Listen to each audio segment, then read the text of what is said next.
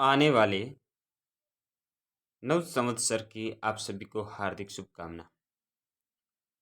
सूर्य संवेदना पुष्पे दीप्ति कारुण्य गंधने लब्ध्वा शुभम नववर्षम अस्मिन् कुर्यात् सर्वस्य मंगलम। अर्थात जिस तरह सूर्य प्रकाश देता है, संवेदना करुणा को जन्म देती है, पुष्प सदैव महकता है, उसी तरह आने वाले इस नूतन वर्ष में आपका सर्वविध मंगलमय हो। आने वाले चैत्र शुक्ल प्रतिपदा नव संवत्सर विक्रम संवत 2079 हिंदू नव वर्ष एवं पावन चैत्र नवरात्रि की आप सभी को अनंत अनंत असीम मंगल कामनाएं, शुभकामनाएं, अग्रिम बधाई। राष्ट्रीय स्वाभिमान और सांस्कृतिक धरोहर को बचाने वाला पुण्य दिवस हिंदू नव वर्ष चैत्र मास की प्रतिपदा के दिन मनाया जाता है। इस दिन से चैत्र नवरात्रि की शुरुआत होती है। महाराष्ट्र में इस दिन को गुड़ी पड़वा कहा जाता है और दक्षिण भारत में इसे उगादि कहा जाता है। विक्रम संवत को नव संवत्सर भी कहा जाता है। संवत्सर 5 प्रकार के माने गए हैं, जिसमें सौर, चंद्र, नक्षत्र, श्रावण और अधिमास आते हैं। हालांकि कई विद्वानों का मत है कि भारत में विक्रम संवत से पहले लगभग 700 ईसा पूर्व हिंदुओं का प्राचीन सप्तर्षि संवत अस्तित्व में आ चुका था। चैत्र शुक्ल प्रतिपदा को नव वर्ष का प्रारंभ होता है। इसी दिन सूर्योदय के साथ सृष्टि का प्रारंभ परमात्मा ने किया था, अर्थात इसी दिन सृष्टि प्रारंभ हुई थी। तब से यह गणना चली आ रही है। यह नव वर्ष किसी जाति, वर्ग, देश, संप्रदाय का नहीं है, अपितु यह मानव मात्र का नव वर्ष है। यह पर्व विशुद्ध रूप से भौगोलिक पर्व है, क्योंकि प्राकृतिक दृष्टि से भी वृक्ष, वनस्पति, फूल पत्तियों में भी नयापन दिखाई देता है। वृक्षों में नई नई कोपलें आती है। वसंत ऋतु का वर्चस्व चारों ओर दिखाई देता है। मनुष्य के शरीर में नया रक्त बनता है। हर जगह परिवर्तन एवं नयापन दिखाई पड़ता है। रबी की नई फसल घर में आने से किसान के साथ साथ संपूर्ण समाज प्रसन्नचित्त होता है। व्यापारिक वर्ग का भी आर्थिक दृष्टि से मार्च का महीना वित्तीय वर्ष के समापन के रूप में माना जाता है। इससे हमें यह पता चलता है कि जनवरी साल का पहला महीना नहीं है। पहला महीना तो अपना चैत्र है, जो लगभग मार्च अप्रैल में पड़ता है। 1 जनवरी में नया जैसा कुछ भी नहीं होता है, किंतु अभी चैत्र माह में देखिए, नई ऋतु आई है, नई फसल आई है, नई पवन, नई खुशबू, नई चेतना, नया रक्त, नई उमंग, नया खाता, नया संवत्सर, नया माह, नया दिन, हर जगह हमें नवीनता लिए हुए दिखाई पड़ती है। यह नवीनता हमें नई ऊर्जा प्रदान करती है। नव वर्ष को शास्त्रीय भाषा में नव संवत्सर या संश्रेष्टि कहते हैं। इसी समय सूर्य मेष राशि से गुजरता है, इसलिए इसे मेष संक्रांति भी कहा जाता है। प्राचीन काल में नव वर्ष को वर्ष के सबसे बड़े उत्सव के रूप में मनाते थे। यह रीत आजकल भी दिखाई देती है, जैसे महाराष्ट्र में गुड़ी पड़वा के रूप में मनाया जाता है, बंगाल में पहला पहला करके वैशाख का त्योहार मनाया जाता है, गुजरात आदि अनेक प्रांतों में अनेक त्योहार मनाए जाते हैं। नववर्ष का प्राचीन और ऐतिहासिक महत्व देखिए। आज चैत्र शुक्ल प्रतिपदा के दिन की ही परमपिता परमात्मा ने सृष्टि को शुरू करने के लिए, उस समय जब सृष्टि यौनावस्था में थी, तो मानव की प्रथम पीढ़ी को इस पृथ्वी की माता के गर्भ से जन्म दिया था। इस कारण से मानव सृष्टि संवत की रचना हुई थी। इसी दिन परमात्मा ने अग्नि, वायु, आदित्य, अंगिरा 4 ऋषियों को समस्त ज्ञान विज्ञान का मूल रूप संदेश दे करके क्रमशः ऋग्वेद, यजुर्वेद, सामवेद, अथर्ववेद के रूप में दिया था। इस कारण इस वर्ष को वेद संवत भी कहते हैं। आज ही के दिन मर्यादा पुरुषोत्तम भगवान श्री राम ने लंका पर विजय प्राप्त कर वैदिक धर्म की ध्वजा फहराई थी। आज इसे कली संवत तथा भारतीय विक्रम संवत युधिष्ठिर संवत प्रारंभ होता है। आज के शुभ दिन विश्ववंद्य आदित्य वेद दृष्टा महर्षि दयानंद सरस्वती ने संसार में वेद धर्म के माध्यम से सबके कल्याणार्थ आर्य समाज की स्थापना की थी। इसी भावना को ऋषि ने आर्य समाज के छठे नियम में अभिव्यक्त करते हुए लिखा है कि संसार का उपकार करना ही इस समाज का मुख्य उद्देश्य है, अर्थात शारीरिक, आत्मिक और सामाजिक उन्नति करना ही इस समाज का, इस राष्ट्र का उद्देश्य है। आज ही के शुभ दिन पर संसार के समस्त सनातन धर्म अनुयायियों का वैदिक बल जगाने के लिए धर्म राज्यम की स्थापना की गई थी। महानुभावों, इन सब कारणों से ही संवत केवल भारतीय या किसी पंथ विशेष को मानने वालों का नहीं है, अपितु संपूर्ण विश्व के मानव जाति के कल्याण के लिए यह संवत है।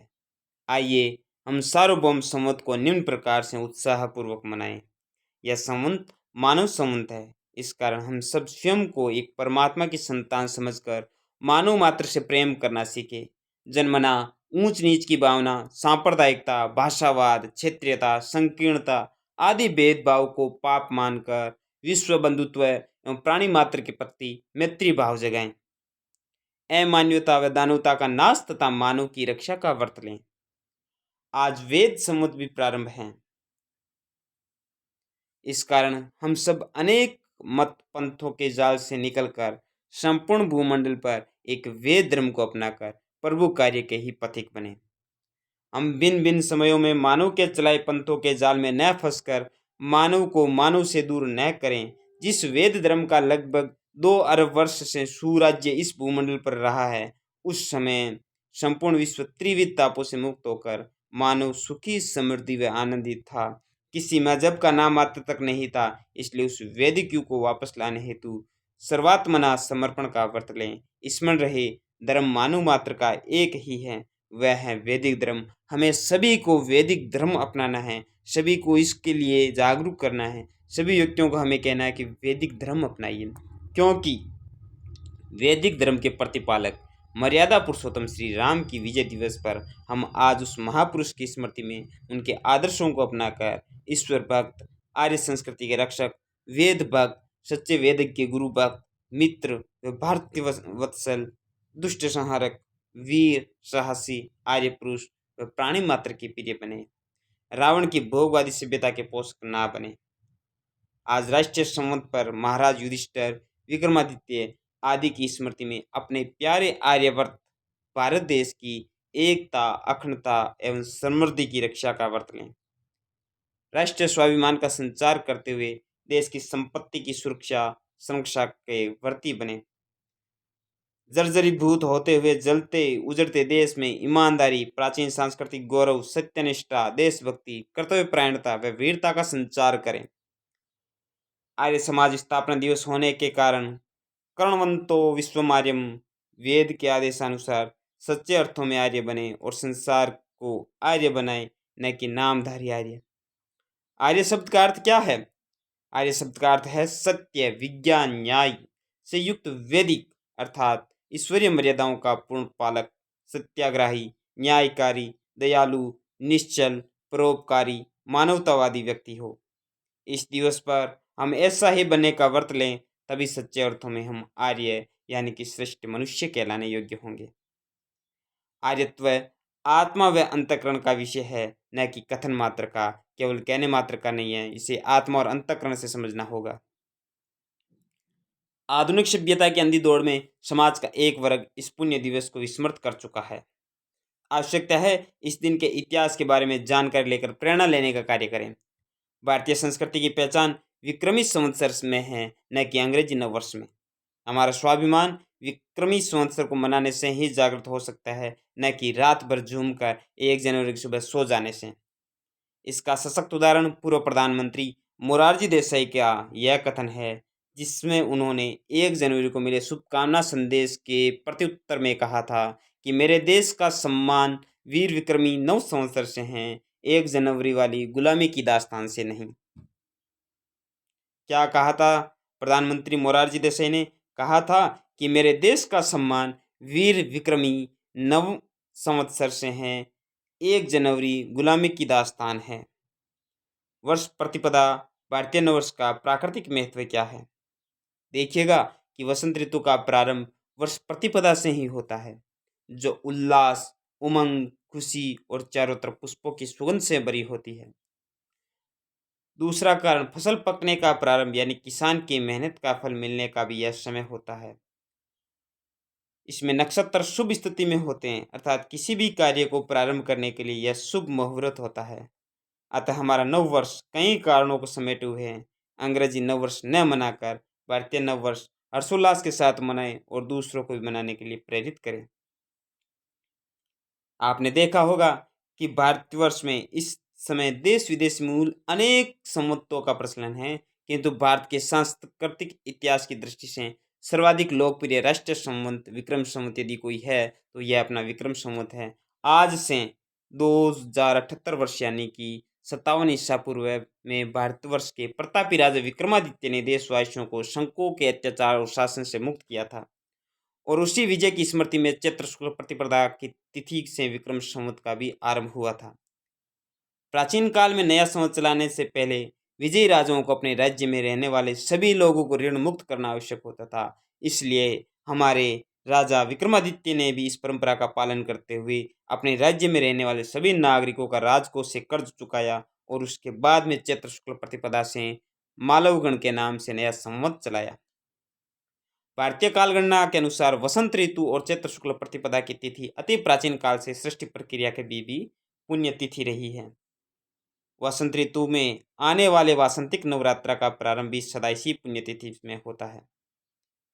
विक्रमादित्य ने भारत राष्ट्र की इन तमाम कालगणना परक सांस्कृतिक परंपराओं को ध्यान में रखते हुए ही चैत्र शुक्ल प्रतिपदा की तिथि से ही अपने नव संवत्सर संवत का चलाने की परंपरा शुरू की थी, और तभी से समूचा भारत राष्ट्र इस पुण्यतिथि का प्रतिवर्ष अभिवंदन करता है, उसको नमन करता है, वंदन करता है। दरअसल भारतीय परंपरा में चक्रवर्ती राजा विक्रमादित्य शौर्य, पराक्रम तथा प्रजा हितैषी कार्यों के लिए प्रसिद्ध माने जाते हैं। उन्होंने 95 संघ राजाओं को पराजित करके भारत को विदेशी राजाओं की दासता से मुक्त करवाया था। राजा विक्रमादित्य के पास में एक ऐसी शक्तिशाली विशाल सेना थी जिससे विदेशी आक्रमणकारी सदा भयभीत रहते थे। ज्ञान, विज्ञान, साहित्य, कला, संस्कृति को विक्रमादित्य ने विशेष प्रोत्साहन दिया था।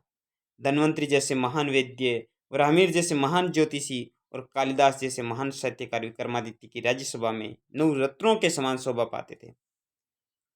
प्रजावत्सल नीतियों के फलस्वरूप ही विक्रमादित्य ने अपने राजकोष से धन देकर दीन दुखियों और साहूकारों के कर्जों से मुक्त किया था। एक चक्रवर्ती सम्राट होने के बाद भी विक्रमादित्य राजसी ऐश्वर्य भोग को त्याग कर भूमि पर शयन करते थे। वे अपने सुख के लिए राजकोष में धन नहीं लेते थे और प्रजा के लिए हमेशा तैयार रहते थे।